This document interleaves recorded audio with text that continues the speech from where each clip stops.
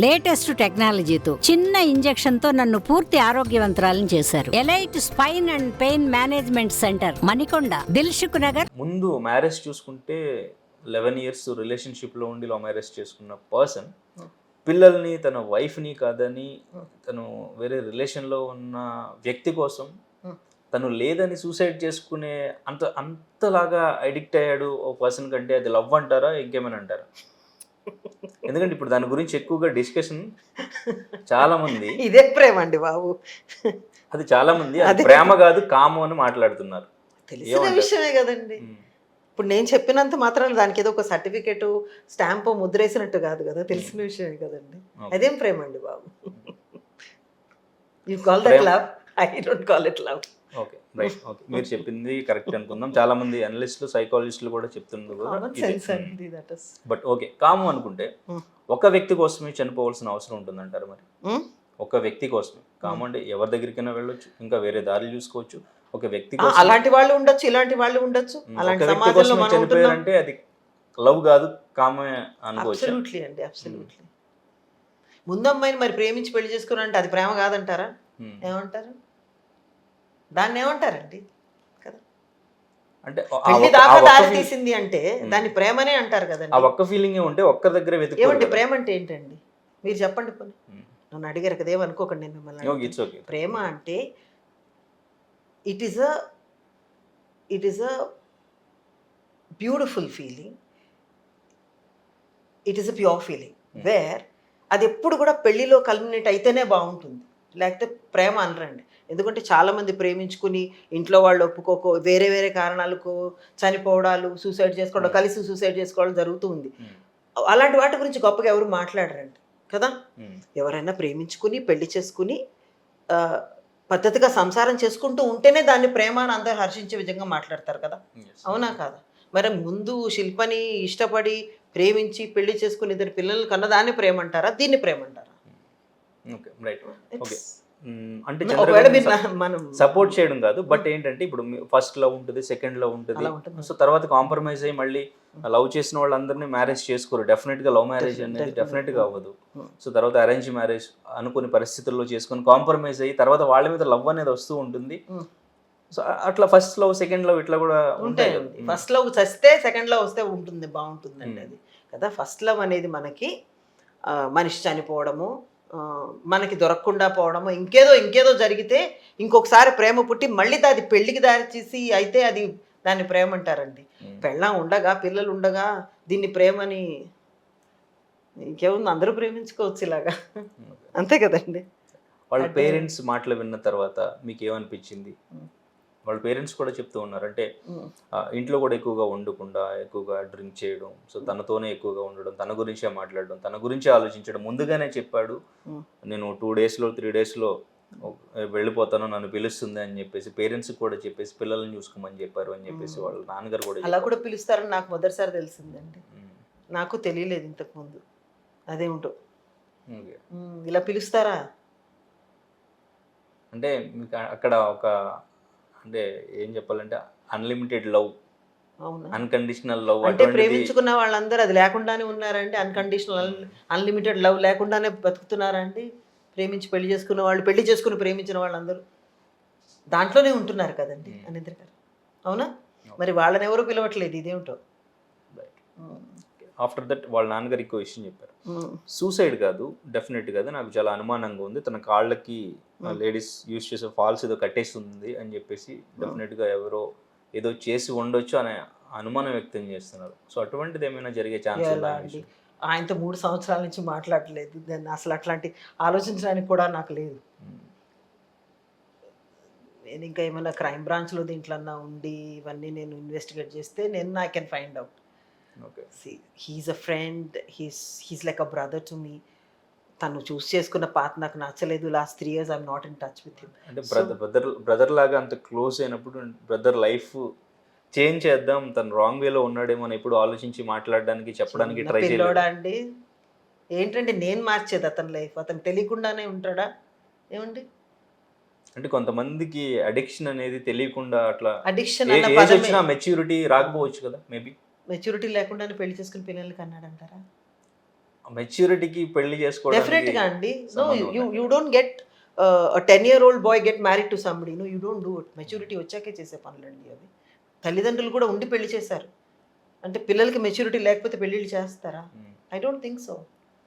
Okay. I don't think so. చూడండి, అతని వయసుకి తెలిసి చేసే పనులండి ఇవి. రాంగ్ ట్రాక్లో వెళుతున్నప్పుడు తప్పుదారిలో వెళ్ళారని అనుకుందాం. ఎవరు చెప్పే ప్రయత్నం చేయలేదు అసలు. ఏమండి, వైఫ్ పిల్లల్ని కళ్ళెదురుగా కనపడుతుంటే వదిలేసి పోతాను అనుకున్న వాడికి ఏం చెప్తారు? ఎవరు చెప్తారు? ఏమని చెప్తారు? అట్లీస్ట్ ట్రై చేస్తారు కదా, మారుద్దాం లైఫ్ వాళ్ళ మాటే వినని వ్యక్తి ఇప్పుడు అందరికంటే క్లోజ్ ఎవరు ఉంటారండి? లైఫ్ పార్ట్నరే ఉంటుంది, లేదా తల్లిదండ్రులు ఉంటారు. ఇంకెవరైనా ఉంటారు అంతకంటే క్లోజ్? వాళ్ళు చెప్తే విన్నప్పుడే కదా ఫ్రెండ్స్ లేదంటే పెద్దలు. అదే చెప్తున్నాను, ఒక పంచాయతీ అంత లాగా చేసి, ఇంపార్టెంట్ మనుషులు చెప్తేనే వినని వ్యక్తి బయట ఫ్రెండ్స్ చెప్తే వింటారా? మేము ఏంటండి, వీఆర్ లైక్ కో ఆర్టిస్ట్. అక్కడ మేము కలిసి పని చేస్తూ మాకు ఒక బాండ్ ఉంటుంది. ఒక ప్రాజెక్ట్ చేస్తున్నప్పుడు మా ఎంత ఉంటుంది, మా ఇన్ఫ్లుయెన్స్ వాళ్ళ మీద ఎంత ఉంటుంది మేము చెప్పడానికి ప్రయత్నిస్తే? I don't think so. ఎవరికైనా ఎప్పుడైనా ఏదైనా ఎప్పుడు చెప్తారు అంటండి, you are not of that age where చిన్నపిల్లలు అన్నప్పుడు ఇంకొకటి అన్నప్పుడు మా లొకేషన్లో అలా అన్నప్పుడు చెప్తారు ఎవరన్నా. ఆయన అంత వయసున్న ఆయన ఇలాంటి ఇలాంటి దారిలో వెళ్ళాలి అనుకున్నప్పుడు ఎవరు మాత్రం ఎందుకు చెప్తారు నువ్వు చేస్తుంది తప్పు అని? అలా చెప్పిన వాళ్ళు చాలామంది ఉండుండొచ్చండి, చెప్పలేదని నేను అనుకోను.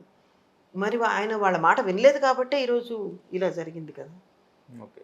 కదా. ఈ సిచ్యువేషన్ చూసిన తర్వాత అంటే చాలా మందికి ముందు నుంచి ఉన్న అభిప్రాయం ఇటువంటి సిచ్యువేషన్స్ వచ్చినప్పుడు ఇంకొంచెం స్ట్రాంగ్ అవుతూ ఉంది అనేది చాలా మంది కామెంట్. ఎలాంటి అభిప్రాయం అండి? రిలేషన్షిప్ అనేది ఇండస్ట్రీలో అసలు కేర్ చేయరు. పెళ్లి చేసుకున్నా కానీ వాళ్ళు పెద్ద కేర్ చేయరు, వైఫ్ని పట్టించుకోరు, పిల్లల్ని పట్టించుకోరు. ఓల్డ్ మంది వేరే ఉన్నారండి వాళ్ళతో బయట, relations- బయటికి రావు. మేమందరికీ కనపడతాం కాబట్టి, మా జీవితాలు అందరికీ తెలుసుంటాయి కాబట్టి, లైమ్ లైట్లో ఉంటాం కాబట్టి మా జీవితాల గురించి అలా మాట్లాడుకుంటారు.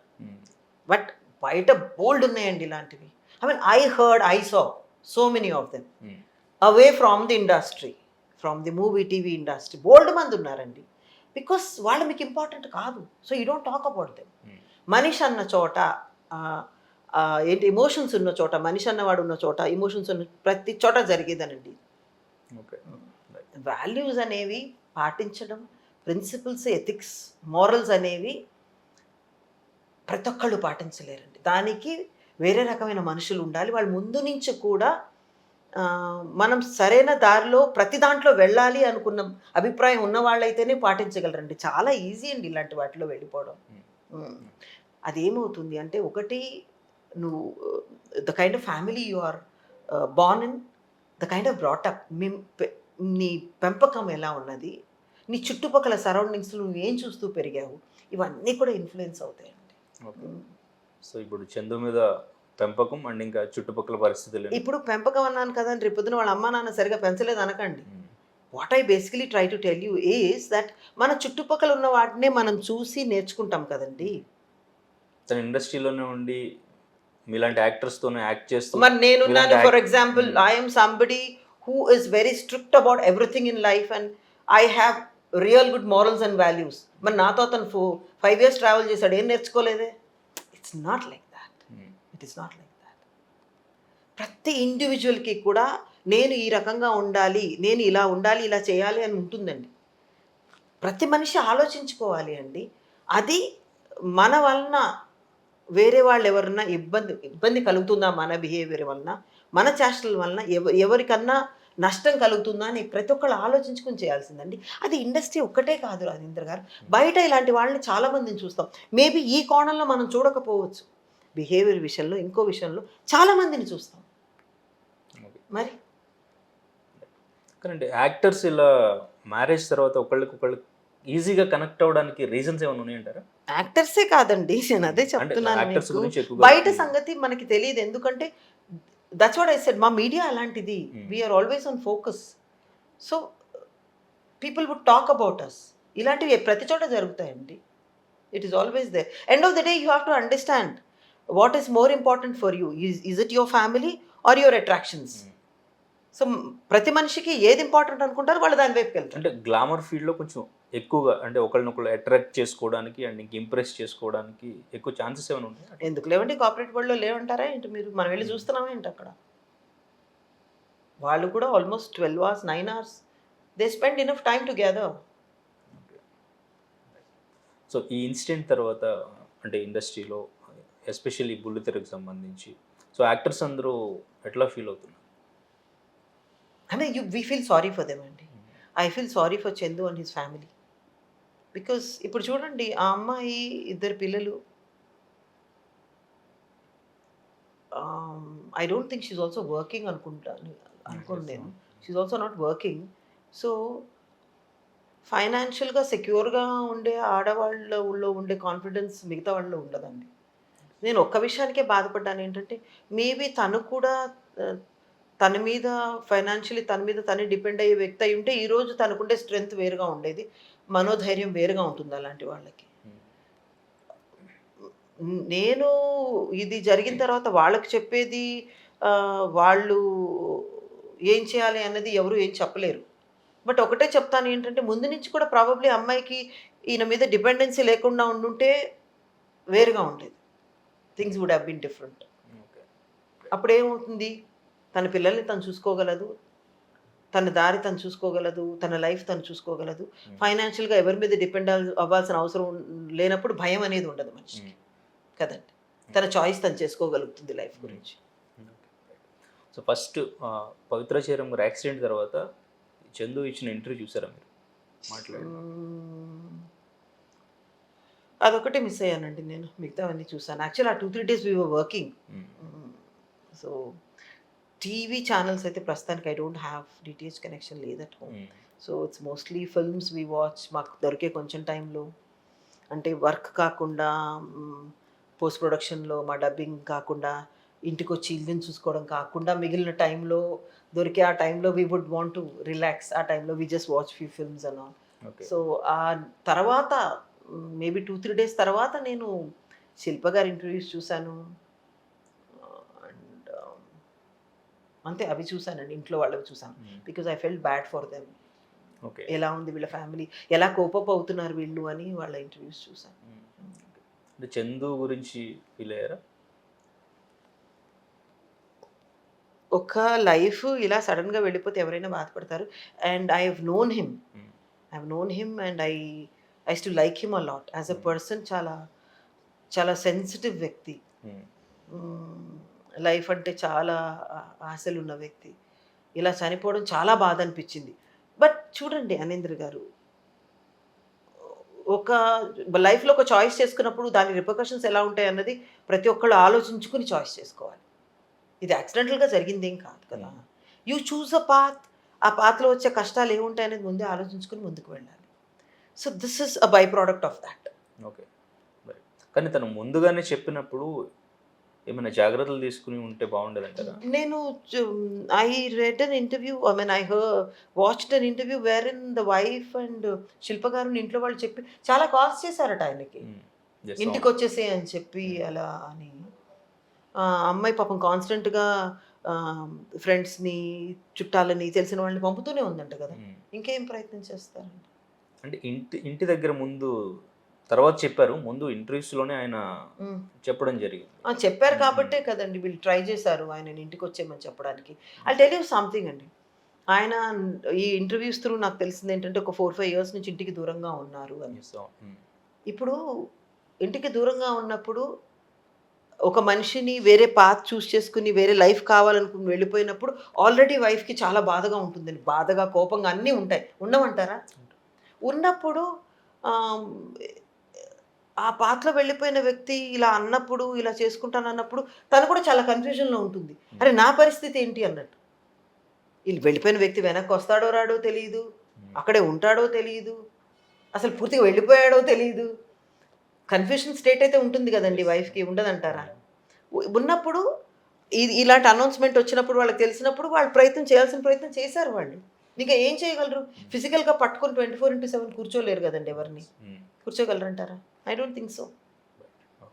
సో బట్ నేను ఫస్ట్ చెప్పినట్టు ఆవిడ జయరామ్ గారు, పవిత్ర జయరామ్ గారు యాక్సిడెంట్ తర్వాత అందరూ ఫీల్ అయ్యారు. బట్ చందు వాళ్ళ రిలేషన్ గురించి చెప్పి తను కూడా సూసైడ్ చేసుకున్న తర్వాత అంతా నెగిటివ్గా మారిపోయి వాళ్ళిద్దరికీ కరెక్ట్గానే అయ్యింది. వాళ్ళ లైఫ్ని, వాళ్ళ వైఫ్ అండ్ పిల్లల లైఫ్ని నాశనం చేశారు వాళ్ళు కలిసి, అందుకే ఇలా జరిగింది, వాళ్ళకి కరెక్ట్గానే జరిగింది అని కొంచెం అందరూ కూడా ఇట్లానే నెగిటివ్ కామెంట్స్ చేసే పరిస్థితికి వచ్చేసారు ఇప్పుడు. అంటే అంటే మీరు కూడా కొంచెం వాళ్ళ ఫ్యామిలీ గురించి అన్యాయం చేశాడు, వేరే రిలేషన్ అసలు చూస్ చేసుకున్న పాత్ కరెక్ట్ కాదు అన్న వెర్షన్లో మీరు కూడా మాట్లాడుతున్నారు. ఎవరికైనా అది కరెక్ట్ కాదండి, ఒక చందుకే కాదు కదండి అది. It will apply to anybody, any married individual. ఇట్లాంటివనేవి కరెక్ట్ అని ఎవరంటారండి? బుద్ధునోళ్ళు అనరు కదండి. అంటారా? I don't think so. నేను ఒక్కదాన్నే కాదు, ఎవరు అనరు. మిమ్మల్ని అడిగితే మీరు అనరు, ఎవరు అంటే ఇద్దరు అంటే ఫ్యూచర్ ఉన్న యాక్టర్స్, సో వాళ్ళు సడన్ గా వాళ్ళ ప్రాణాలు కోల్పోవడం ప్రతి అనేది కెరియర్ కి కొంచెం ఫ్యూచర్ బాధ. ఉంటుందండి. It is not just being an actor or anybody else. Even if you are working in a corporate place, you working in being in a software or hardware or wherever you are choosing any profession for you, దానికి future ఉంటుంది. ఉండదంటారా? ఉంటుంది. ఎందుకు? Why do you want to cut down your life and future with your own hands? Is something I don't understand. Okay. ఎందుకు చేయాలి? Suicide చేసుకోవడానికి మెయిన్గా కారణం తనే అంటారా, లేదంటే తనకేమన్నా ఇంకా వేరే ఏమన్నా? తనకి వేరే ఉన్నాయో లేవో, అదేనండి. లాస్ట్ 3 years నుంచి I was not in touch with him. ఇప్పుడు ఆయన ఏమంటూ చనిపోయాడు అన్నది మీరే చెప్పారు, వీడియోస్ అవి ఉన్నాయని. Maybe that could be a reason, or maybe he has something else. We don't know. I don't know. I personally don't know. Okay. I don't know. So ఈ incident టోటల్గా చూసిన తర్వాత మీరు ఏం చెప్పాలనుకుంటున్నారు? అంటే ఎవరికైనా ఆర్ మీ తోటి యాక్టర్స్కైనా మీరు ఎట్లా, అంటే మీ మైండ్లో ఏమైనా చేంజెస్ ఏమైనా వచ్చినాయా ఇటువంటి ఇన్సిడెంట్స్ నథింగ్ జరిగిన తర్వాత? ఏమైనా షాక్ అయ్యారా? లేదండి, ఐ డోంట్. చెప్పాను కదండి, మనము ఏ లైఫ్లో ఏం కావాలనుకుంటామో దాంతోపాటు ఏమేమి దాంతోపాటు వస్తాయి వాటన్నిటికీ ప్రిపేర్ అయ్యి ఉండి ఆ పాత్ చూస్ చేసుకోవాలండి. మళ్ళీ వచ్చే వాటిని వద్దంటే ఎలాగా? అవి దాంతోపాటు ముడిపడి ఉంటాయి కదండి. ఓకే. అంత తెలిసిన వయసులోనే ఉన్నారనుకుంటానండి నేను. కాదా? అవునండి. Okay, right. ఇటువంటివి రిపీట్ అవ్వకుండా ఉండాలంటే ఏం చేయాలి, మీరు ఏమైనా చెప్తారు? నేను చెప్పడానికి, నేను ఎవరండి చెప్పడానికి? ఓ మాయ్.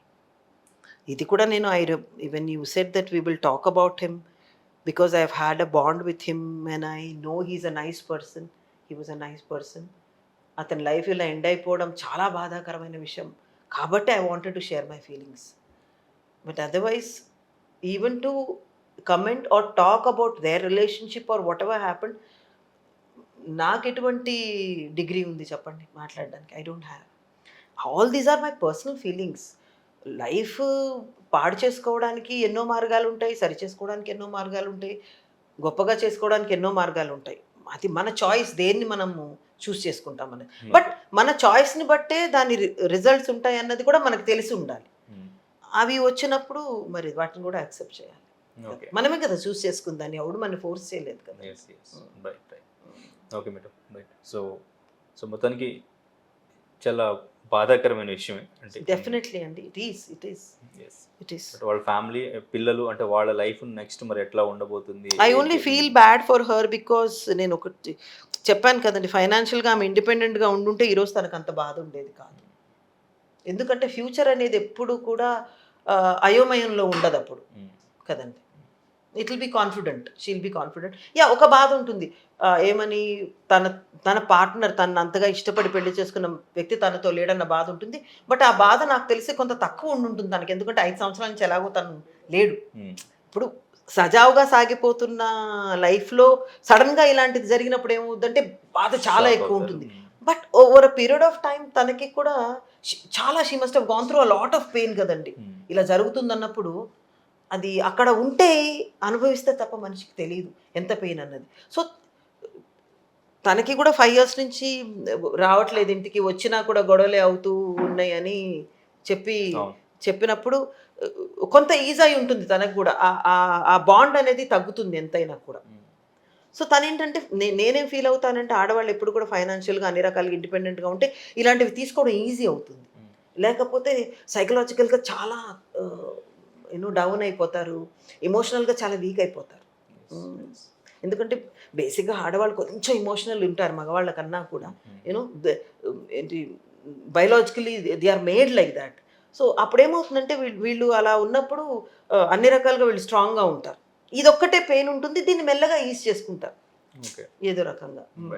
సో అంటే ఇట్లా ఫైనాన్షియల్గా స్ట్రాంగ్ లేనప్పుడు ఇటువంటి ఇండిపెండెంట్గా స్ట్రాంగ్ అండి. ఎందుకంటే మేబీ ప్రాపర్టీస్ ఉండొచ్చు, ఇంకోటి ఉండొచ్చు, బట్ ఇండిపెండెంట్గా ఉన్నప్పుడు ఏమవుతుందంటే అండి ఆ వచ్చే కాన్ఫిడెన్స్ వేరు మనిషికి. ఇటువంటి ఇన్సిడెంట్స్ జరిగినప్పుడు అంటే టీం నుంచి ఏమైనా సపోర్ట్ వాళ్ళ ఫ్యామిలీస్కి ఫినాన్షియల్ సపోర్ట్ కానీ అటువంటిది ఏమైనా ఉంటుంది? అలాంటిది ఏమైనా వస్తే మరి ఇండిపెండెంట్గా ఎవరేమైనా చేస్తారేమోనండి. ఐ డోంట్ థింక్ ఈ యాంగిల్ ఎవరు ఆలోచించారని నేను అనుకోవడం లేదు. I don't know. ఇది నాకు ఇప్పుడే విన్న విషయం. మోరల్ సపోర్ట్ అంటూ ఇవ్వడానికి వెళ్తాము, బికాస్ అల్టిమేట్లీ నేను I have that bond with him, and I definitely feel bad for his wife and children and parents, especially parents. Maybe I'll go see them and come once my schedule అయిపోయిన తర్వాత ఒకసారి. Right madam, right. Thank you madam. Thank you Anindra గారు, thank you so much. మరిన్ని videos కోసం channel ని subscribe చేయండి, latest updates కోసం WhatsApp channel ని ఫాలో చేయండి, అండ్ లింక్ డిస్క్రిప్షన్ లో ఉంది.